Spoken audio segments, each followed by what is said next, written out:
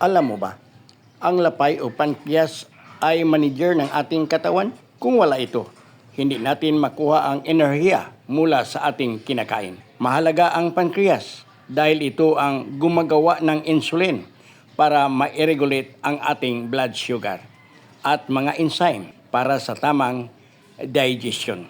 Kapag humihina ang pankreas o lapay, asahan ang diabetic at panghihina ng katawan.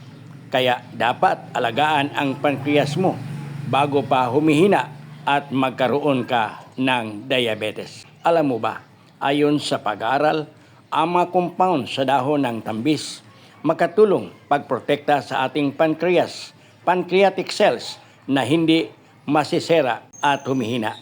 Pinapaganda ang paglabas ng insulin para hindi mahirapan ang ating pankreas o lapay.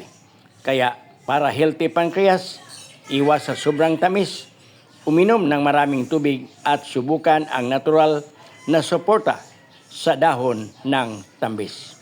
Alagaan ang lapay o pancreas. Kung gusto mong maiwasan ang sakit na diabetes, suportahan mo ng dahon ng tambis para malusog ang mga pancreatic cells at gumagana ng maayos ang pancreas mo. Paano? Magkuha ka ng 8 pirasong dahon sa tambis. Yung matatandang dahon, hindi murang dahon. Hugasan mo, pakuluan sa 2 basong tubig ng 10 minutes. Palamigin ng bahagya at inumin bilang tsa. Mainam na inumin mo 2 beses sa isang araw pagkatapos kumain. I-research mo kung totoo ba na ang dahon ng tambis may magawa sa ating pancreas para maging healthy. But alam ko dahil ako'y herbalist. Follow, like, and share.